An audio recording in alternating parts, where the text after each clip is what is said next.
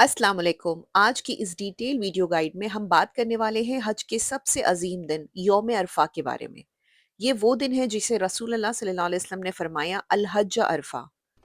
इस वीडियो में आपको मिलेगी हर ज़रूरी मालूमात, अरफा की फजीलत, उस दिन की इबादत का तरीका, दुआओं का अंदाज, शैतान की रुसवाई, कैंप और सर्विसेज के प्रैक्टिकल टिप्स और सबसे ज़रूरी कैसे आप अपना वक्त इस अजीम दिन में बेहतरीन तरीके से गुजारें। तो अगर आप इस साल हज कर रहे हैं या सिर्फ सीखना चाहते हैं तो ये वीडियो आपके लिए एक कंप्लीट गाइड है। सोचिए ज़रा, लाखों लोग, अलग अलग रंग, जुबान, मुल्क, सब एक ही जगह मैदान अरफात में, सिर्फ एक ही मकसद के साथ अपने रब से माफ़ी मांगना, दुआ करना, रोकर अपने दिल के अरमान रख देना। ये दिन है जहाँ हर एक दुआ कबूल हो सकती है। ये दिन है जहाँ इंसान अपनी ज़िंदगी की तकदीर लिखवा सकता है, और ये मौका हर रोज़ नहीं मिलता, सिर्फ एक दिन साल में एक बार। तो आइए समझते हैं इस दिन को आपको किस तरह स्पेंड करना चाहिए। देखिए, हर वक्त तलबिया में बिजी रहिए। लब्बैक अल्लाहुम्मा लब्बैक, अपनी जिंदगी के लम्हात याद करके सच्चे दिल से तौबा करिए। कुरान पाक की तिलावत, जिक्र इलाही और सबसे इम्पोर्टेंट, दिल से दुआ करिए। अल्लाह से अपनी दुनिया और आखिरत दोनों की भलाइयाँ मांगिए। अपने पेरेंट्स, फैमिली, पूरी उम्मा के लिए भी दुआ करिए। इस दिन की फिजा अलग होती है। लोग याद इलाही में होते हैं, अल्लाह के सामने झुकते हैं, सजदों में गिरते हैं, क्योंकि इस दिन अल्लाह सबसे करीब है। आपको चाहिए कि इस दिन को बेहतरीन तरीके से गुजारिए, ना सिर्फ इबादत में बल्कि समझ के, अहमियत के साथ। ये लम्हे वापस नहीं आएंगे, इसीलिए ये वीडियो देखिए, शेयर कीजिए, और जो भी सफ़र पे जा रहे हैं उन तक ये गाइड ज़रूर पहुंचाइए। My dear brothers and sisters, यौम अरफा सिर्फ इसीलिए खास नहीं क्योंकि ये हज का सबसे इम्पोर्टेंट रुकन है, बल्कि इस दिन में वक्त यानी उसका टाइम और जगह दोनों की बरकत जमा हो जाती है। यह है 9 जिलहज। ये दिन ऐसा जिसमें अल्लाह की रहमत का समुंदर बह रहा होता है। एक जगह ऐसी, मैदान अरफात, जहाँ हर एक हाजी सिर्फ एक ही उम्मीद लेके खड़ा होता है कि अल्लाह उसे माफ़ कर दे। नबी पाक सल्लल्लाहु अलैहि वसल्लम ने फरमाया, अल्लाह को किसी भी दिन के अमाल उतने पसंद नहीं होते जितने जुल्हज के पहले 10 दिनों के होते हैं, और इन्हीं 10 दिनों का ताज है यौम अरफा। सोचिए, आप अल्लाह के सबसे ज़्यादा पसंदीदा वक्त में हैं। आप उस जगह पर हैं जहाँ हर दुआ मकबूल होती है। आप उन लम्हों में हैं जहाँ अल्लाह खुद फरिश्तों के सामने फ़क्र करता है। तो इस वक्त को ज़ाया मत करिए। इबादत में बिज़ी हो जाइए, दिल से तौबा कीजिए और एक नए सफ़र की शुरुआत कीजिए। एक ऐसी ज़िंदगी की जो दुआओं से रोशन हो। सबसे ज़्यादा लोगों को जहन्नम से रिहाई इसी दिन मिलती है। नबी पाक सल्लल्लाहु अलैहि वसल्लम ने फरमाया, किसी भी दिन अल्लाह इतने लोगों को दोज़ख से आज़ाद नहीं करता जितना अरफा के दिन करता है। सोचिए, आप उन खुशनसीब लोगों में हो सकते हो जिसको अल्लाह उस दिन बख्श दे हमेशा के लिए। अल्लाह फरिश्तों के सामने फ़क्र करता है।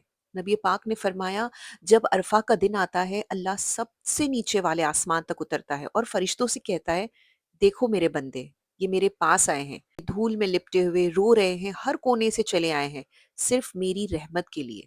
सोचिए, आपके आंसू, आपका पसीना, आपका सफ़र, आपकी मुश्किलात, सब अल्लाह पाक देख रहा है और वो फ़क्र कर रहा है आप पर।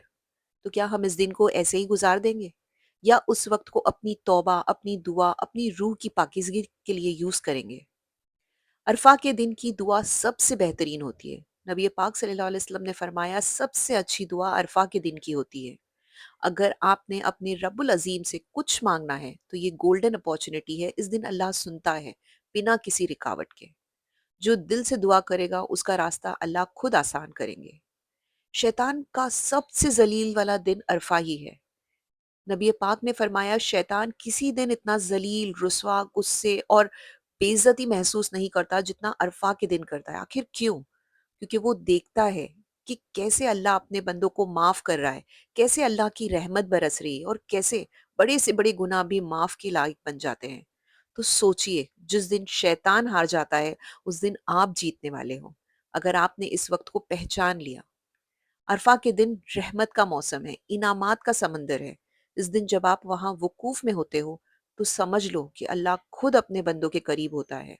उनके दिलों की बातें, उनकी ज़बानों का लहजा, हर एक ज़रूरत, हर एक फ़रियाद, कुछ भी अल्लाह से छुपा हुआ नहीं होता। आप किसी भी ज़ुबान में माँगो, अल्लाह हर एक आवाज़ सुनता है, हर एक जज़्बा समझता है। सहाबा और सल्फ़ुस सालिहीन का हाल उस दिन क्या था? कुछ लोगों पर तो अल्लाह का खौफ इतना छाया होता था कि वो रो रहे होते थे, सिर्फ इतना कहकर कि या अल्लाह, मुझसे तू राज़ी हो जा, मुझे माफ़ कर दे। اور کچھ لوگ اتنے پر امید ہوتے تھے کہ ان کا چہرہ روشن ہوتا تھا، وہ بار بار کہتے میرے رب کی رحمت سب سے بڑی ہے، وہ ضرور مجھے معاف کرے گا، میں اس سے معافی لے کر لوٹوں گا، خالی ہاتھ نہیں لوٹوں گا۔ اور دونوں حالات کمال کی ہوتی ہے، دونوں اللہ کے قریب کرنے والی ہوتی ہے۔ آج اس دن بس ایک کام کریے، دل سے اللہ کو پکاریے، وہ سن رہا ہے اور جواب دینے کے لیے تیار ہے۔ اب بات کرتے ہیں روزے کی فضیلت کی، عرفہ کے دن کے لیے۔ یہ دن صرف حاجیوں کے لیے خاص نہیں، جو لوگ حج پر نہیں گئے ان کے لیے بھی اللہ اپنی رحمت کے دروازے کھول دیتا ہے۔ اور اس دن کا روزہ نون حاجیوں کے لیے ایک عظیم نعمت ہے۔ رسول پاک نے فرمایا روزہ رکھو عرفہ کے دن کا، میں امید رکھتا ہوں کہ اللہ ایک سال پہلے اور ایک سال بعد کے گناہ معاف کر دیں گے۔ صحیح مسلم۔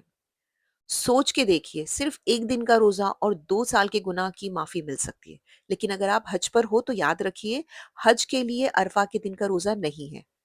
رسول پاک صلی اللہ علیہ وسلم نے خود اس دن روزہ نہیں رکھا تھا تاکہ وہ طاقت بنائے رکھے عرفہ کی عبادت اور دعاؤں کے لیے، کیونکہ اس دن کی دعا سب سے عظیم دعا ہوتی ہے۔ تو اگر آپ حج پر نہیں گئے ہو تو اس موقع کو چھوڑیے مت، روزہ رکھیے، دعا کریے اور اللہ کی رحمت کا انتظار کیجیے۔ اور اگر آپ عرفہ میں ہو تو اپنی پوری انرجی دعا میں لگائیے، کیونکہ آپ وہاں اس مقام پر ہے جہاں اللہ سب سے زیادہ اپنے بندوں کے قریب ہوتا ہے۔ چلیے اب سمجھتے ہیں عرفہ کا جغرافیکل لوکیشن یعنی جگہ ہے کہاں۔ عرفات ایک سیدھا اور چوڑا میدان ہے جس کے چاروں طرف پہاڑیوں کا گھیرا بنا ہوا ہے۔ یہ مکہ اور طیف کے بیچ میں ہے، مکہ کے ایسٹ سائڈ پر اور حرم کے حدود کے باہر۔ اس کا ٹوٹل ایریا ہے 10.4 اسکوائر کلومیٹر، یعنی ایک کافی بڑا میدان۔ اب تھوڑا سا اس کا ڈسٹنس سمجھیے، دیکھیے عرفہ سے مزدلفہ صرف 6 کلومیٹر دور ہے، عرفہ سے منا تک لگ بھگ 10 کلومیٹر کا فاصلہ ہے، اور مسجد حرم یعنی گرینڈ ماسک مکہ سے عرفات تک 20 کلومیٹر کا ڈسٹنس ہے۔ تو جب آپ وہاں پہنچتے ہو تو آپ فیل کرتے ہو کہ آپ ایک خاص الگ مقام پر ہو جہاں سب لوگ صرف اللہ کے لیے جمع ہوتے ہیں۔ فرق نہیں پڑتا کس ملک سے آئے ہو، کس زبان میں دعا کر رہے ہو، سب ایک جگہ، ایک مقصد، ایک دعا۔ اب بات کرتے ہیں سب سے امپورٹنٹ سوال پر، عرفہ میں وقوف کب ہوتا ہے؟ رسول پاک صلی اللہ علیہ وسلم نے عرفہ میں دعائیں کی تھی زوال کے بعد سے لے کر مغرب تک، یعنی جب دھوپ بالکل سر کے بیچ سے ڈھل جائے تب سے لے کر مغرب کی اذان تک آپ کا پورا فوکس ہونا چاہیے دعا اور عبادت پر۔ آپ عرفہ میں صبح سے بھی پہنچ سکتے ہو یا تھوڑی دیر سے بھی، لیکن دعا کا اصل وقت زوال کے بعد سے مغرب تک کا ہی ہوتا ہے۔ یہی وقت ہے جب آپ کو اپنی زندگی کی سب سے گہری، سب سے سچی دعائیں مانگنی چاہیے۔ لیکن ایک ضروری بات، آپ کو اپنے گروپ کے ساتھ رہنا ہے، ان کا جو سکیڈیول ہے ٹرانسپورٹ کا، موومنٹ کا، اس کو فالو کرنا ہے۔ My dear brothers and sisters, اب ہم بات کر رہے ہیں ایک ایسی جگہ کی جو یوم عرفہ کے دن ہر حجاج اکرام کے دل کے بہت قریب ہوتی ہے، مسجد نمرہ۔ یہ وہی جگہ ہے جہاں نبی محمد صلی اللہ علیہ وسلم نے اپنا تاریخی حجۃ الوداع کے وقت خطبہ دیا تھا، اور آج بھی اس مسجد میں عرفہ کے دن ظہر اور عصر کی نماز جمع کر کے پڑھی جاتی ہے، ایک ہی اذان اور 2 اقامت کے ساتھ۔ اس دن کا خطبہ عرفہ کا واز اسی مسجد سے لائیو براڈ کاسٹ بھی ہوتا ہے پوری دنیا میں۔ آپ اسلامک ٹی وی یا چینلز پر اسے سن سکتے ہو۔ حجاج اکرام کا اس سٹیج پر ڈسپلین بہت ضروری ہوتا ہے، تو جب اب زوال کا وقت ہو، آپ کا دل، زبان اور آنکھوں سے نکلتی دعا اللہ کے سب سے قریب ہوتی ہے، یہ وقت دوبارہ نہیں آتا، عبادت میں کھو جائیے۔ اب بات کرتے ہیں سب سے امپورٹنٹ چیز پر، عرفہ کے دن کو کیسے گزارے۔ یہ وقت آپ کی زندگی کے سب سے قیمتی اور روحانی لمحات میں سے ایک لمحات ہے، ایسے لمحے دوبارہ نہیں آتے۔ سب سے پہلے ظہر اور عصر کی نماز کو جمع کر کے کثر کے ساتھ پڑھ لینا چاہیے، یعنی دونوں نماز ایک ساتھ اور شارٹ فارم میں۔ زوال کے بعد یا جب آپ کا گروپ پہنچے، گروپ کے امام کے پیچھے پڑھیے۔ عرفہ میں باہر زیادہ نہ نکلے، صرف ضرورت ہو تو ہی کیمپ سے باہر جائیے، وہاں کے راستے کافی ملتے جلتے ہیں اور گھوم جانا آسان ہے۔ جو وقت آپ کے پاس ہے اس کو میکزیمم یوز کرے، کبھی تلاوت کرے، کبھی دعا، کبھی تسبیح، کبھی صرف خاموشی میں اللہ سے بات کرے۔ تھوڑی دیر کھڑے ہو جائے پھر بیٹھ جائے، عبادت کو ڈائیورسیفائی کرے تاکہ بورڈم یا فٹیگ فیل نہ ہو۔ یاد رکھیے یہ وقت چھوٹا ہے لیکن اس کا اجر زندگی بھر کے لیے ہے۔ جو کمائی یہاں کی جاتی ہے وہ نہ دنیا دیتی ہے نہ کوئی اور جگہ۔ شیطان یہی چاہتا ہے کہ آپ بور ہو جائے، ڈسٹریکٹ ہو جائے، لیکن آپ کو ہر لمحہ پروڈکٹیو بنانا ہے۔ سو دل سے دعا کریے، روئے، معافی مانگے اور اللہ کے قریب ہو جائے۔ اب بات کرتے ہیں یوم عرفہ کی سب سے بڑی بلیسنگ کی، دعا۔ یہ وہ دن ہے جہاں دعاؤں کا اثر سب سے زیادہ ہوتا ہے، تو آپ بھی اس موقع کو بالکل مس مت کریے۔